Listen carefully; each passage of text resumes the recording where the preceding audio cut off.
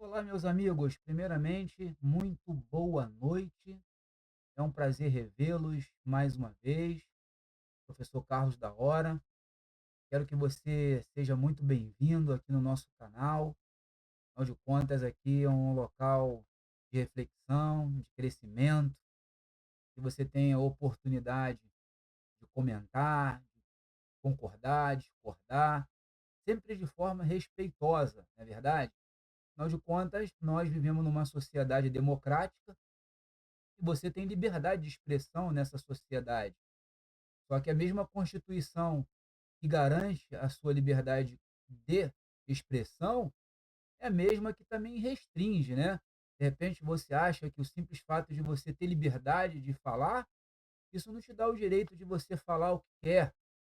Quando você pega o Código Penal e dá uma olhada lá no artigo 40, você vai encontrar lá os crimes contra a honra, não é verdade? Às vezes você acaba extrapolando na sua opinião, não controlando as suas emoções, e você, de uma certa forma, acaba até cometendo crime, né? Então, você tem total liberdade para discordar, mas dentro da ética, dentro do respeito, dentro do equilíbrio, ok?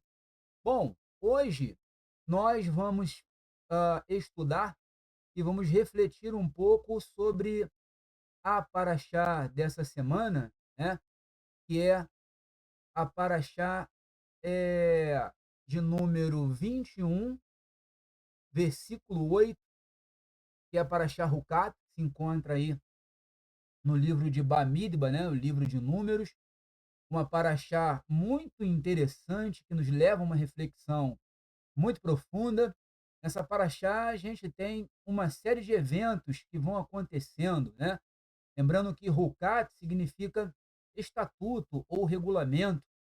O Eterno ele dá um regulamento a Moshe de preparar uma paradumá temimá, né, que é uma vaca vermelha sem defeito, que serviria para um ritual misterioso, né, que os rabinos chamam esse ritual de estar além da compreensão humana. Esse ritual aí ele se encontra naquela mitzvah onde fala sobre os Hukim. Lembrando que os Hukim são mandamentos que o Eterno ele deu, mas não explicou, e dentro do pensamento judaico há um entendimento de que a gente obedece mesmo sem compreender, porque nós acreditamos na sabedoria do Eterno, que está acima de tudo, ok? E aí a gente usa aquela lógica que se encontra na Brit Hadashah, no livro de Rumitim, Romanos, aonde fala que tudo que Deus fez é bom, né? O Paulo ali ele faz uma comparação em relação ao Sefer Bereshit e vai tratar exatamente dessas questões, que tudo que o Eterno faz é bom, mesmo a gente não conseguindo compreender bem, mas a gente sabe que no fundo, o Eterno ele tem o objetivo de proteger as suas criaturas. Eu costumo dizer que tudo que o Eterno ordenou na Torá se encerra basicamente embaixo de três princípios, que são eles: a justiça, a misericórdia e a fé. Quando você lê Mateus capítulo 23, versículo 23, você vai encontrar ali Yeshua numa discussão com os perushim, com os fariseus, dizendo que os preceitos mais importantes da Torá são eles: justiça, misericórdia e fé. Então eu sempre dou uma dica para os meus amigos, né, que sempre me perguntam: pô, professor Carlos, onde a gente encontra a igreja verdadeira? Bom, a igreja verdadeira é aquela igreja que você observa os preceitos de justiça, de misericórdia e fé.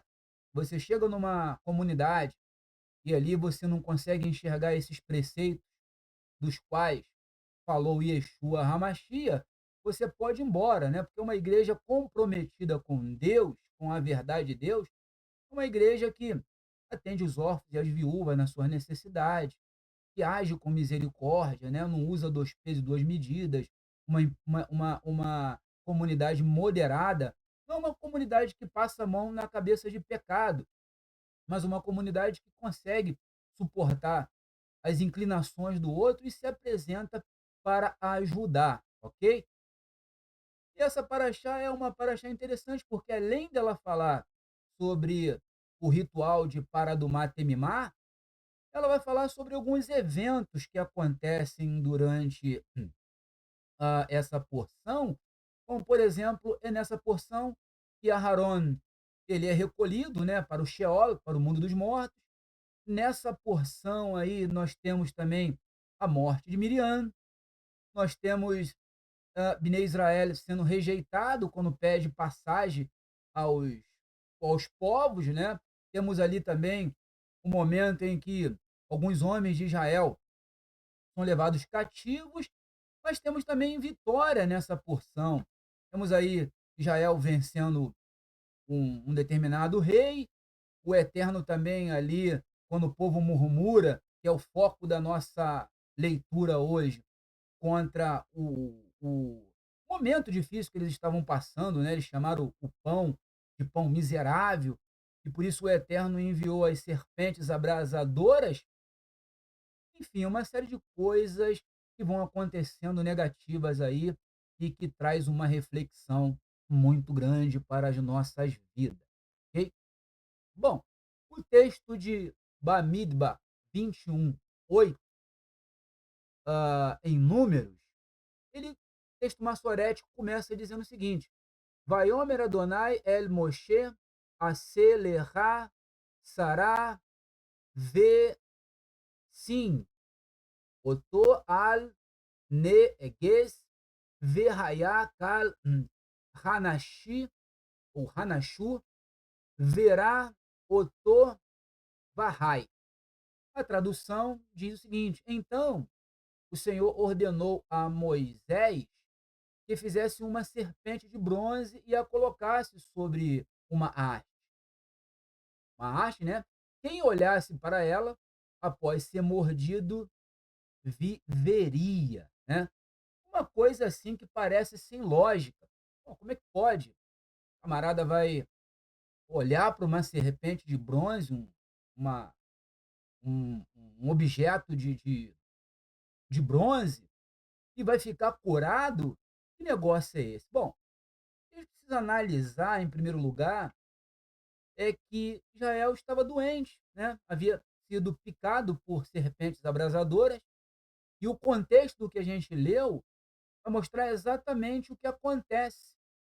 Você vai ver o cuidado que o Eterno tem com os filhos de Israel, e durante todo o tempo ali no deserto, eles vão murmurando contra Deus, contra Moisés, né? No episódio aí anterior, eles chamaram o pão que Deus usou para alimentá-los de pão miserável, né? Reclamavam da distância, do local. Eu acho que isso basicamente nos traz uma reflexão muito grande.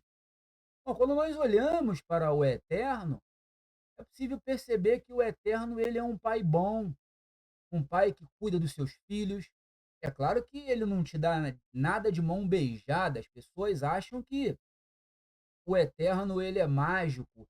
Você vai falar três palavras mágicas, né, como o gênio da lâmpada que o camarada vai lá no desenho de Aladim e amassageia aquela lâmpada e de repente vai sair um gênio dali de dentro e vai falar para você poder fazer três pedidos. Bom, infelizmente isso acontece hoje porque a gente tem uma contribuição muito grande dos líderes que estão aí hoje falando em nome do Eterno, né? Camaradas acham que você pode dar 100 ao Eterno, que ele vai te devolver 200, e aí vão ficando cada vez mais ricos, ninguém quer trabalhar, e os líderes são os grandes responsáveis por esse tipo de situação, né? Ao invés deles estimularem as pessoas a trabalharem, a estudarem, a economizarem o seu dinheiro, e eles fazem isso. Não era o caso de Moisés. Moisés foi um grande homem de Deus. Apesar de Moisés estar ali sendo uma ferramenta usada pelo Eterno para conduzir o povo a um lugar bom, a um lugar melhor, a terra de Canaã, mas o povo nem diante do cuidado do Eterno, afinal de contas, eles eram escravos lá na terra de Mitzray, no Egito. Eles estavam gozando de uma liberdade E eu particularmente acredito que não há nada melhor do que a liberdade. Agora, a liberdade não significa que você pode fazer o que você bem quer. Hoje a gente tem muitos adolescentes por aí, né, eu digo porque o meu filho é adolescente, já está com quase 14 anos de idade. Baruch Hashem que meu filho não pensa dessa forma, mas tem muitos adolescentes por aí que acham que são livres, né, o pai fala com ele, a mãe fala e o sujeito diz: "Eu sou livre". Aí o camarada vai para as drogas, vai para a prostituição, vai fazer um monte de coisas que, na verdade, essas coisas vão trazer uma certa cadeia, uma prisão para ele. E aqui, quando você lê esse texto, os camaradas estavam livres de Faraó, gozando de um momento ímpar na sua trajetória, afinal de contas, foram várias gerações que ficaram cativas ali no Egito, e quando eles então encontram a liberdade, eles simplesmente viram as costas para o Eterno e, através de um ato de gratidão, eles murmuram de tudo, como aqui eles murmuraram do pão, chamando o pão de miserável, e o Eterno então envia as serpentes que morde os filhos de Israel, mas também você observa um ato de misericórdia. O Eterno levanta, ou pede a Moshe Rabbeinu, Moisés, nosso professor, que levantasse aquela serpente de bronze no deserto, e quem olhasse para aquela serpente ficaria curado, né? Bom, é interessante a gente observar que essa serpente ela tem alguns aspectos interessantes, né? O simbolismo do material. A serpente de bronze representava fogo ou queima. Há um pensamento e até um comentário dentro da cultura judaica que os filhos de Israel eles cometeram lashon hará, né, falando mal, usando a própria língua que queimava para falar mal de Deus, falar mal de Moisés, falar mal do pão, e por isso o Eterno mandou aquelas serpentes abrasadoras que representavam exatamente a queima. Foram queimados ali, né? Foram picados, o veneno entrou no sangue, muitos morreram, outros ficaram doentes. E aquela serpente de bronze ali, ela tem uma representação, ela representa a força do mal, né? Que depois a gente vai ver qual é a conexão que a serpente ela tem com Machia. A serpente também ela traz a consciência do pecado, né? Servia como lembrete do pecado, da calúnia contra Deus. Não só contra Deus, mas também contra Moisés, né? Hoje a gente encontra, por exemplo, muitas pessoas que gostam de caluniar as outras. Lembra que eu falei para você aqui no início? Você tem liberdade para discordar de forma equilibrada, sem fazer um lachon hará, sem cometer uma calúnia, porque afinal de contas nós vivemos numa sociedade democrática, mas os códigos estão aí na sociedade que eles estabelecem o equilíbrio entre o relacionamento humano, né? Esses dias mesmo eu estava aqui numa conversa com a minha esposa, e a minha esposa falou algo que me deixou a pensar, né? Atualmente nós moramos na região sul do país e, historicamente, a região sul do país é um lugar de muito preconceito racial. E, de uma certa forma, o preconceito racial ele está estruturado na, na sociedade, né? Desde o início lá do descobrimento do Brasil, os europeus trouxeram essa cultura, né? Afinal de contas, se você pegar os livros de história, por exemplo, ler o historiador, o grande historiador, professor Jacques Legoff, já falecido em 2014, que estudou de forma profunda a Idade Média, ele vai falar sobre uma grande Idade Média, né?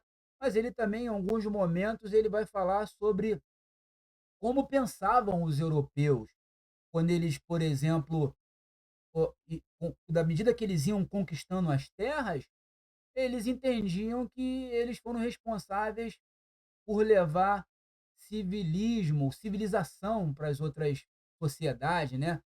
E nisso eles iam oprimindo as pessoas, iam maltratando as pessoas, matando as pessoas. Os negros sofreram muito na mão deles, né? Quem estuda história sabe perfeitamente que foi o que foi os navios negreiros que transportavam os escravos da África até o Brasil, e muitos historiadores contam que na travessia do Atlântico, muitos negros morreram ali, eram lançados no mar. Então veja, recentemente a minha esposa falou que ouviu um sujeito falando, né, de um jogador aí importante no futebol, vocês sabem quem é, que atua no Real Madrid, jogador muito bom e por sinal de por fim, eu acho que é um jogador muito humilde, que veio do Flamengo, que é o Vinícius Júnior, e o camarada simplesmente ali usou uma palavra meio sarcástica, uma piadinha, né? E aí a gente fica pensando como as pessoas são. As pessoas são preconceituosas, infelizmente, elas agem assim, é uma falta de respeito, então às vezes elas acabam gerando calúnia da vida das pessoas, e esse tipo de pecado é um pecado muito grave. Por isso despertou a ira do Eterno e fez com que o Eterno enviasse aquelas serpentes abrasadoras que acabou mordendo os filhos de Israel e causando um dano, né? E aqui a gente também tem uma outra reflexão. Essa serpente de bronze, ela traz a ideia também do arrependimento pelo olhar, né? Olhar para a serpente levava os israelitas a refletir e se arrepender pelo uso inadequado da língua.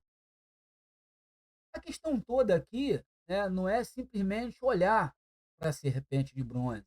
Você pode perguntar, mas professor, como é que pode um objeto de metal gerar vida? Quando você olha para a serpente, ou quando os filhos de Israel olhavam para a serpente, eles tinham uma visão dupla ali. Eles viam a serpente, que representava a força do pecado, a força do tipo de pecado que eles haviam cometido, mas também eles viam a figura do céu, né? E ver o céu significa exatamente é, entender que Deus, apesar de permitir aquela situação, estava dando uma oportunidade para que os filhos de Israel se arrependessem, né? Eles olhavam para a serpente e imediatamente eles viam o céu e com o coração eles recebiam a possibilidade de se arrepender. Meu amigo, deixa eu dizer uma coisa para você. Muitas vezes nós erramos na nossa vida, assim como os filhos de Israel erraram, como os homens erram. O problema todo não está nem no erro. O problema todo é o comportamento do homem diante do erro, né? Você vê, por exemplo, o Salmo 51, quando Davi derramele, o rei Davi, ele peca contra Deus, cometendo lá uma relação sexual com Betseba. O salmo revela a postura do Davi após o arrependimento, né? Ele chega na presença de Deus e é sincero, diferente de Adam. Você fizer um paralelo ali, um drash entre o comportamento de Davi e de Adão, você vai ver algo interessante, né? Na figura de Adão, você tem um homem que se esconde, que de uma certa forma tenta responsabilizar a mulher pelo ato do pecado, que deu origem a tudo isso de ruim que você vê acontecer no mundo hoje. Por outro lado, você vê que Davi, ele depois que é repreendido pelo profeta Natan, ele chega na presença de Deus e diz: Ratat, Ratat, pequei contra ti, né? Ele peca contra Deus. Ratat significa pecado, ou ret, que é a palavra que aparece no texto massorético para pecado. E nem todo pecado é pecado para a morte, né? Porque o pecado também pode ser entendido como errar o alvo. Você tem um conceito muito interessante de pecado em Ohanan. Ele diz que o pecado é transgressão da Torá. E nem todo pecado é para a morte, porque, por exemplo, quando o camarada ele chegava perto de cadáver na Torá, ele errava o alvo, mas ali ele se encontrava em Tumá, que é uma sujeira, que é uma impureza, mas uma impureza ritual, né? Ritualística. Não que você esteja recebendo ali com esse pecado o Achan. A palavra Achan significa culpa. E nesse caso, Davi ele havia cometido um pecado, um ratat, e ele também foi considerado culpado diante de Adonai. Mas o que chama a atenção na postura de Davi de Ramélia, o rei Davi, diferente de Adão, é que ele chega na presença do Eterno e ele diz para o Eterno que pecou, ele confessa a sua culpa, ele pede ao Eterno que não tirasse dele a alegria, o que restituísse a ele a alegria da salvação. E eu acho basicamente que é isso que o Eterno espera de cada um de nós. Hoje nós vemos as pessoas lutarem por várias vezes em relação a algum tipo de inclinação, e por fim ela não consegue vencer a inclinação porque não consegue fazer um mapeamento de onde ela está caindo, o que, que ela está fazendo, por que, que ela ainda não conseguiu vencer aquilo, e a pessoa ela começa a justificar o pecado. E isso é algo muito grave. Nós temos aí uma missionária famosa que mora nos Estados Unidos, que era casada com um homem, e depois de um tempo, né, ela lia o texto de Levítico capítulo 18, onde o Eterno fala ali sobre as proibições de Araiot, que são os relacionamentos proibidos, e dentro das proibições de Araiot, você tem ali o Eterno orientando para que Bnei Israel não se relacionasse homem com homem, e durante um tempo ela concordou com isso. Mas ao passar 2 anos, essa senhora ela simplesmente passou a trazer uma reinterpretação, dando um ressignificado para esse texto, e hoje ela vai abertamente aí em muitos debates falar para A e para B que aquilo dali se tratava de algo cultural, que não é bem desse jeito, mas tudo isso para justificar a sua prática, que é de se relacionar com uma outra mulher. Na verdade, ela é casada com uma outra mulher. Então, tudo isso é muito grave, porque quando você começa a justificar pecado, né, você está a um passo da destruição. É o que nós temos hoje, por exemplo, nesse movimento aí feminista. Não só do movimento feminista, mas propriamente dito, você tem as ideias da ideologia de gênero, que todo mundo sabe que essa ideologia ela foi semeada por Judith Butler, que vem de uma comunidade ortodoxa criada, ela é judia, criada numa comunidade ortodoxa nos Estados Unidos, e depois de muito tempo ela passou a ter contato com a academia, com a faculdade, e seus pensamentos foram mudando, foram mudando. Hoje ela ataca as escrituras, ela ataca o patriarcado, ela ataca a Deus, e ela introduziu aí a ideologia de gênero, que nada mais é, se você é um homem e em algum momento da sua vida você se sente uma mulher, você pode ter comportamento de mulher e vai se relacionar com homem. E aí você vai ter 2 homens se relacionando e da mesma forma para a mulher. Então você vê que ponto a sociedade chegou, né?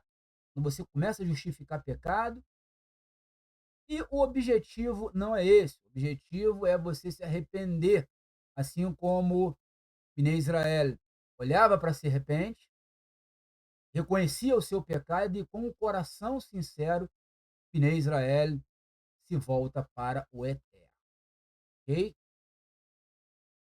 Eu quero mostrar aí o mistério que existe entre a cobra, né, a serpente, e o Machia, porque afinal de contas esse é o tema da nossa mensagem. Se você pegar, por exemplo, a gematria dentro de um pensamento cabalístico, você vai ver que a Nahash, né, eles chamam de Nahash porque é o nome que aparece lá no texto maçorético da Torá. Você vai observar aí que na gematria, Nahash tem um valor de 358, ok? Você tem aí, por exemplo, o Num, que tem valor igual a 50, você tem o Re, que tem valor de 8, e você tem o Shin, valor 300. Tudo somado, a gente chega aí ao valor de 358, que tem uma comparação muito importante com Machia. Se por um lado você tem 358, que é o número de Nahash, da serpente, tanto do Gan Eden como também da Nahash no deserto, que representa a força do pecado, da destruição, da desordem. Por outro lado, você tem também na figura do Machia o número 358, mas numa perspectiva positiva. Eu cito aí, por exemplo, Yohanan, que é o Evangelho de João, capítulo 3, versículo 14. Se a gente pegar, por exemplo, o Drash, que é um método de interpretação judaica dentro do Pardês, você vai ter aí uma comparação intertextual. Olha o que Yeshua diz. Aqui é Yeshua, ele conversando com Nicodemos. Se você pegar todo o contexto aí do capítulo 3, você vai observar que Nicodemos procura Yeshua.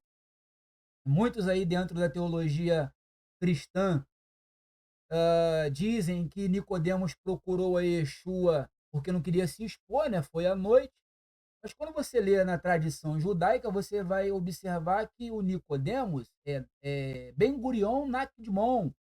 Ele era um fariseu importante, um fariseu que era líder em Israel, e o Nicodemos, ele também era um fariseu piedoso, porque em um determinado momento na leitura da redação de Yohanan, Nicodemos ele vai fazer um comentário de justiça em relação a Yeshua, né?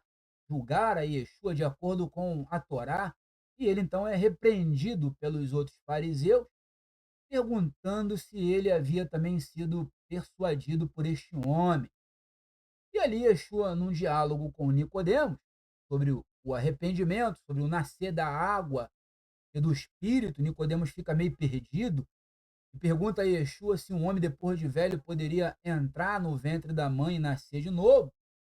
Yeshua então diz para ele o seguinte: o problema é que vocês não acreditam no nosso testemunho, você é mestre em Israel e não sabe dessas coisas. E daí, Yeshua vai falar para ele logo no final da conversa o seguinte: assim como Moisés levantou a serpente no deserto, o Filho do Homem deve ser levantado, garantindo a vida eterna a todos que nele crerem. Meu amigo, eu quero dizer para você que nenhum outro nome é dado aos homens embaixo dos céus, pelo qual importa que sejamos salvos.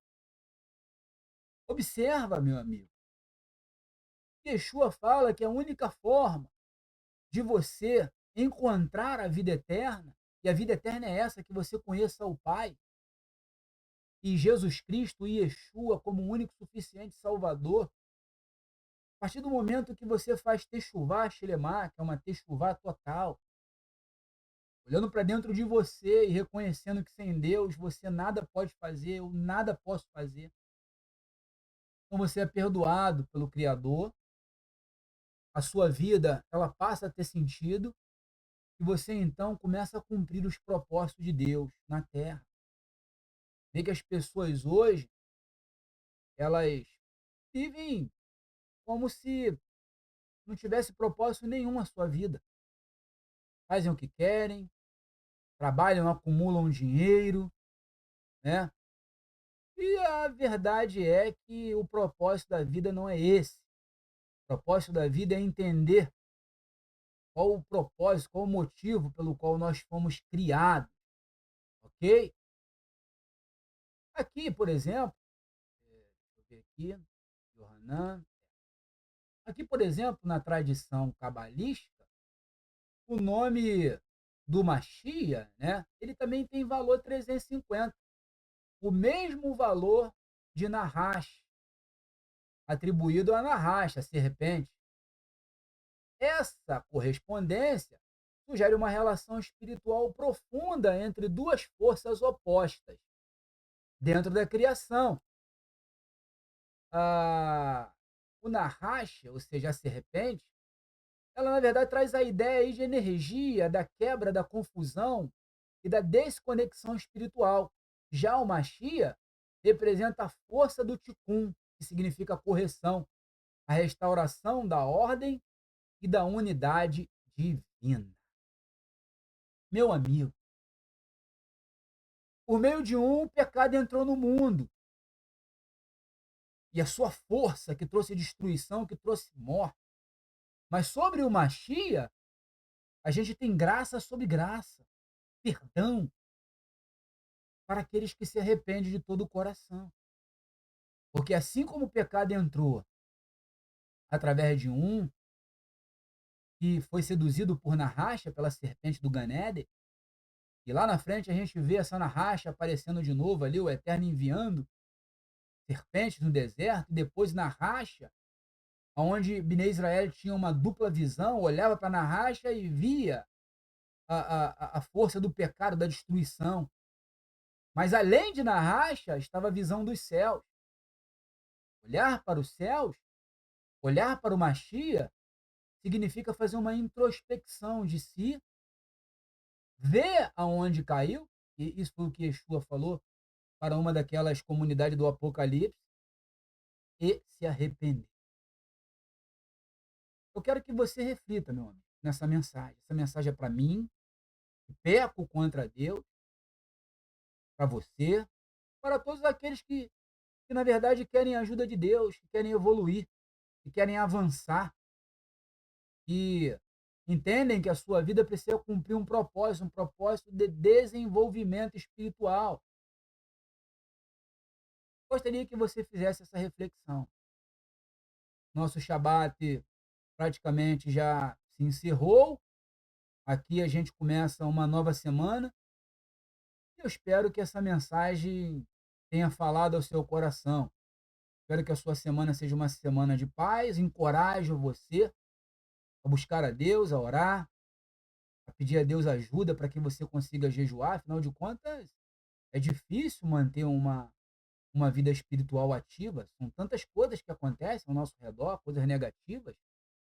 Assim como durante essa porção aí, o contexto mostra as coisas negativas que vão acontecendo, mas vale a pena servir ao Eterno, vale a pena confiar no Eterno, porque o Eterno é um pai que corrige, um pai que está pronto a nos ajudar, um pai que quer nos dar crescimento espiritual, ok? Quero orar pela sua vida, para que o Eterno possa te ajudar, me ajudar, para que a gente consiga cumprir o propósito. Oremos então. Eterno, nós queremos te agradecer imensamente pela reflexão nessa porção, nessa revelação, que muito falou ao meu coração, e eu acredito que é o coração dos meus amigos aqui também. Muitas vezes nós cometemos erros contra o Senhor, falamos que não vamos fazer mais, e daqui a pouco a gente perde o controle e acaba fazendo. Mas o Senhor é um Pai bom que está sempre nos perdoando e nos ajudando a traçar uma estratégia, traçar um plano para que a gente, de uma certa forma, consiga vencer a força da inclinação trazida por Nahash, a serpente do Ganede. Por isso eu peço ao Senhor que me ajude, ajude os meus amigos, para que a gente possa desenvolver a nossa espiritualidade e conseguir se manter firme para que a gente cumpra o nosso propósito nessa vida, nessa existência, para que a gente seja uma ferramenta usada em tuas mãos para levar esperança para centenas de milhares de pessoas que estão sem força, estão perecendo, doentes nos hospitais, nas ruas, pessoas que precisam de coberta, de alimento, pessoas que precisam de uma palavra, pessoas que estão enlutadas. Eu te peço nessa noite, o Senhor nos deu uma semana abençoada e nos fortaleça. Anar no mitpalelim bishem Yeshua Hamashia. Nós oramos em nome de Yeshua, o Messias. Amém. Amém. Meus amigos, que o Eterno possa abençoar a sua vida, sua família, que você tenha uma semana de vitória, assim que possível, permitindo a Shem, estaremos aqui na semana que vem com mais uma reflexão em relação à próxima porção. Eu peço que você estude. Se você gostou desse conteúdo, que você possa comentar, fazer perguntas e compartilhar para que outros amigos também sejam abençoados, ok? Que o Eterno te abençoe e te guarde.